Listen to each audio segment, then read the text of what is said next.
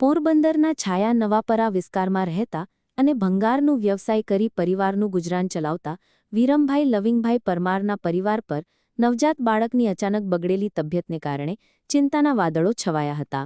તેમના નવજાત બાળકને પેટ સંબંધિત ગંભીર તકલીફ હોવાથી તે ધાવણ લીધા બાદ તુરંત જ ઉલટી કરી દેતી હતી, જેના કારણે બાળકનું વજન સતત ઘટી રહ્યું હતું અને તેની શારીરિક સ્થિતિ અત્યંત નબળી પડી ગઈ હતી।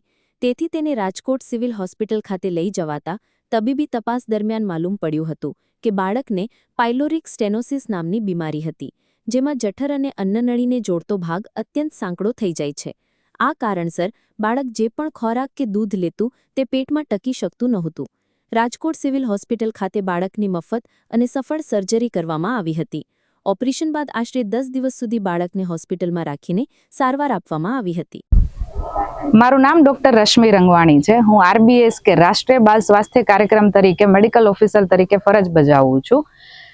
છાયા વિસ્તારમાં ગૃહ મુલાકાત દરમિયાન અમને જાણ થઈ કે એક બાળકનું વજન છે એ ખૂબ ઓછું છે અને વજન છે એ બાળકનું વધતું નથી। ગૃહ મુલાકાત દરમિયાન છે એ ખબર પડી કે બાળક જે પણ ધાવે છે તો એ ઉલટી સ્વરૂપે છે એને નીકળી જાય છે, ધાવણ એને અંદર જતું નથી।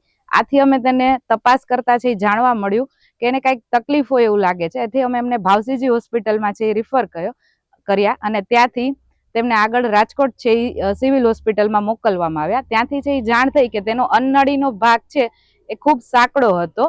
આવું એને અમારી ભાષામાં પાયલોરિક સ્ટેનોસિસ છે એ કહેવામાં આવે છે, જેના લીધે બાળક છે એ કંઈ પણ ધાવણ છે એ લઈ શકતું નહોતું અને ઉલટી સ્વરૂપે નીકળી જતું હતું। આથી રાજકોટ સિવિલ હોસ્પિટલમાં તેનું એકદમ ફ્રીમાં છે એ ઓપરેશન છે એ કરવામાં આવ્યું।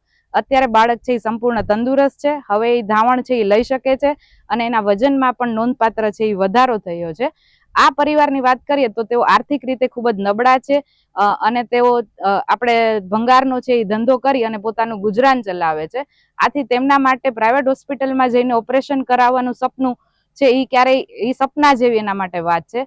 સરકારીમાં આ ઓપરેશન છે એમને રાષ્ટ્રીય બાળ સ્વાસ્થ્ય કાર્યક્રમ અને પોરબંદરના આપણા આરોગ્ય વિભાગની છે RBS ની ટીમ, અમારા CDHO શ્રી THO શ્રીના માર્ગદર્શન હેઠળ આ ઓપરેશન એમને એકદમ છે એ ફ્રીમાં કરવામાં આવ્યું છે। આ માટે અમારી RBS ની team doctor Rashmi Rangwani, doctor Jitendra Maru અને ભાવનાબેન મકવાણા તેમજ UHC નો સ્ટાફ વાઘેલા ગીતાબેને ખૂબ મહેનત છે એ ઉઠાવી પરિવારને સમજાયું કે આ બાળક છે એનું ઓપરેશન ફ્રીમાં થઈ જશે અને તંદુરસ્ત જીવન જીવી શકશે।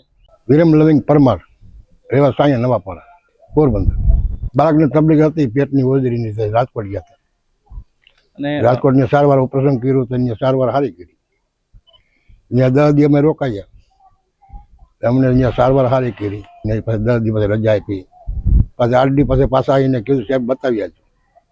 8 દિવસ પછી પાછા ગયા હતા, પાછા આવીને કીધું કે હવે આ દવા છે ને બોટલ ચાલુ રાખજો। બાળક નબળું હતું, વજનમાં ઓછું હતું, એટલે આને છે ને આની દવા ચાલુ રાખજો તો વજન વધી જાય। પ્રાઇવેટમાં કરાવે તો ના પોહે ને સાહેબ, પ્રાઇવેટમાં ના પોહાય। અમે અહીંયા ભાવસનમાં દાખલ થયા હતા ત્યાંથી અમને મોકલ્યા રાજકોટ, બરોબર। બધું અમારી સગવડ ખાવા પીવાની બધી અહીંયા મારે કંઈ વેચાતું લેવું નથી। પ્રાઇવેટમાં કરે તો ખર્ચો અમારા ગરીબ માણસ પાસે પૈસા ના હોય ને સાહેબ, પ્રાઇવેટમાં અમારે ખર્ચો થાય ને।